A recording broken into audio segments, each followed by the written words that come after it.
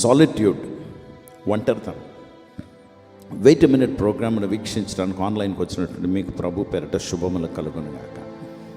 ప్రియమైన వాళ్ళారా, మనకి ఒంటరితనం అంటే భయము, ఒంటరితనం అంటే ఇష్టం ఉండదు. చాలామందికి ఒంటరిగా ఉండటం, పడుకోవటం, వెళ్ళటం భయం. ఎప్పుడు మనకి పక్కనే ఇంగ్లీష్లో సైడ్ కిక్ అంటారు. అంటే పాత సినిమాల్లోని ఒరేయ్ అక్కడికి వెళ్ళి బాంబు వేసేరా అంటే వాడు వెళ్ళి బాంబు వేసి ఫోన్ చేస్తాడు, బాస్ బాంబు వేసేస్తాను బాస్, అది పేరు చెప్పలేదు నేను. అయితే దేవుని బిడ్డలారా, వాళ్ళని సైడ్ కిక్స్ అంటారు. అంటే చెప్పింది పాటించేవారు అనమాట. అలాగా ఎక్కడికి వెళ్ళినా ఒక సైడ్ కిక్ అవసరం అన్నమాట. ఏంటంటారా చూసావా అని చెప్తే వాళ్ళు అవును బాస్, ఎంత బాగా చేశారు బాస్ అంటే వీళ్ళకి తృప్తి. తందాన తాన అనేవాళ్ళు ఉండాలి.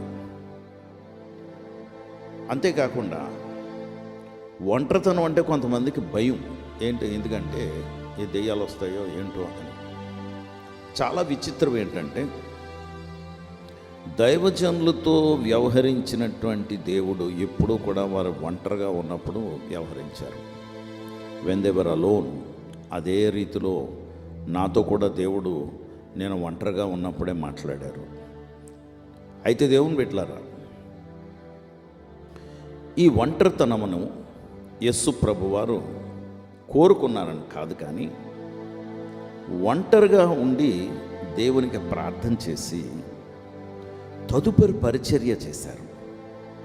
మీరు కానీ మార్కు సువార్త 1వ అధ్యాయం 35, 36 వచనాల్లో ఆయన పెందలకడే లేచి ఒంటరిగా వెళ్ళి ప్రార్థన చేస్తూ ఉండెను, ప్రార్థన చేయుచూ ఉండెను. ఒంటరిగా ప్రార్థన చేశారు, పెందలకడే లేచారు. 2 మాటలు ఉన్నాయి అక్కడ. ఆయన పెందలకడే అంటే సూర్యోదయం కాకమునిపే చాలా తొందరగా ఇంకా చీకటిగా ఉండగానే లేచి ఏకాంతమైనటువంటి ప్రాంతాల్లోకి వెళ్ళి, ఏకాంతమైనటువంటి ప్రాంతాలు, నిర్మానుషంగా ఎవరూ ఉండని ప్రాంతానికి వెళ్ళి అక్కడ ఒంటరిగా ప్రార్థన చేస్తూ ఉండెను. ఎవరికి ప్రార్థన చేశారు? తండ్రి అయిన దేవునికి. దేవుని బిడ్డలారా, ఆ ఒంటరితనాన్ని మనము వినియోగించాలి.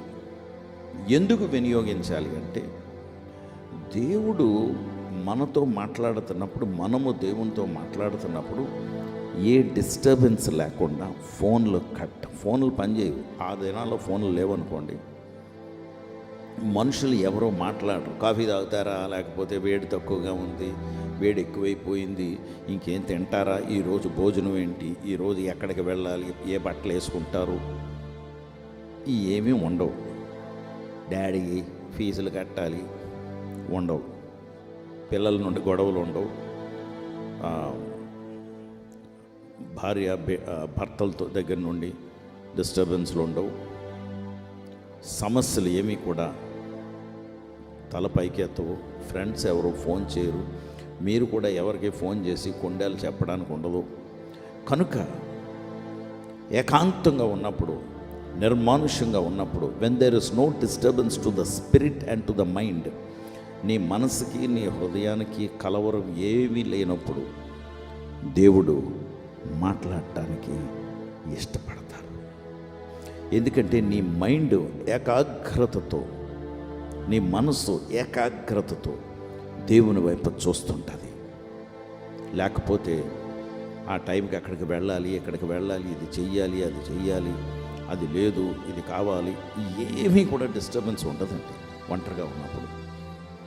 కనుక యేసు ప్రభువారు ఏకాంతంగా తెల్లవారుజామునే పెందలకడే లేచి ప్రార్థనకు వెళ్ళేవారు. ఈ ప్రార్థన మనుషులు ఎవరూ వినకూడదు. ఎందుకంటే ప్రార్థనని విమర్శించేవారు ఉంటారు. అది ఎందుకు చేస్తున్నారు, ఇది ఎందుకు అడగాలి, అలాగ అడగాల, అలా చెయ్యాలా, ఏంటి ఇంత పెద్ద ప్రార్థన? ఆ దీర్ఘకాలపు ప్రార్థన ఒంటరిగా చేసుకుంటే ఎవరు డిస్టర్బ్ చేయరు. అందుకే దేవుని బిడ్డలారా, నేను రాత్రిపూట లేచి నేను బయటకు వచ్చేసి హాల్లో లేకపోతే వేరే రూమ్లో కానీ మీకు ఎక్కడ స్పేస్ ఉంటే అక్కడ ఒంటరిగా ప్రార్థన చేయాలి.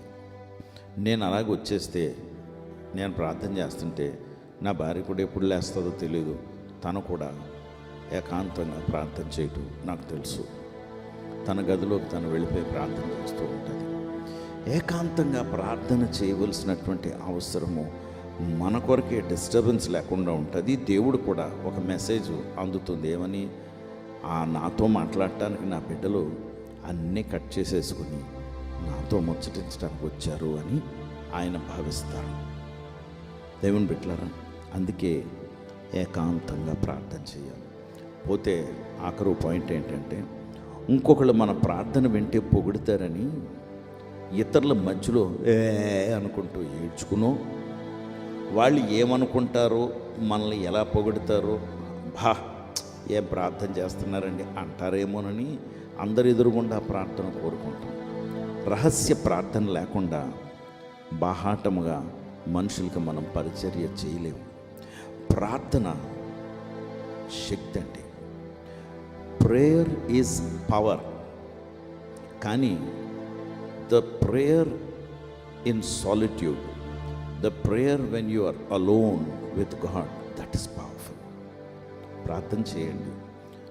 నా మినిస్ట్రీకి, నా పరిచర్యకి రహస్యము ప్రార్థన అండి.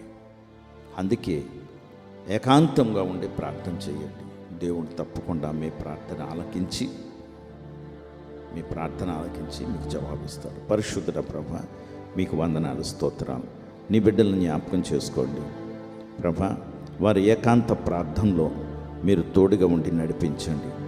ఆత్మదేవుడా, చెప్పసక్యం కాని మూలుగులు నీ బిడ్డలకి ఇచ్చి మీరు ఆ ప్రార్థనకి జవాబు దయచేయమని, ఆలకించమని మనం చేస్తూ ప్రార్థన నేర్పించమని ప్రభా, నీ లేఖనాల్లో రాయబడిన మాట, ఏకాంతంగా నాయన మేము ప్రార్థన చేయటానికి గదిలోకి వెళ్ళి తలుపు వేసుకుని ప్రభా, the prayer done in when we are alone God will listen అని ఏకాంతంగా చేసినటువంటి ప్రార్థన దేవుడు ఆలకిస్తాను అని వాగ్దానం చేసినటువంటి వాగ్దానమును పైకెత్తి ప్రభా, రహస్యంగా చేసిన దాన్ని నువ్వు ఆశీర్వదించి ఆ ఆశీర్వాదం మమ్మల్ని అనేక మంది ఎదుట నిలవబెట్టేస్తానని చెప్పారు కనుక ఇదిగో ప్రభా, నీ బిడ్డల ప్రార్థన ఆలకించి మీరు మహిమ పొందమని మా ప్రభువు రక్షకుడు యేసుక్రీస్తు వారి నామములో ప్రార్థించి వేడుకొంచున్నాం తండ్రి. ఆమేన్.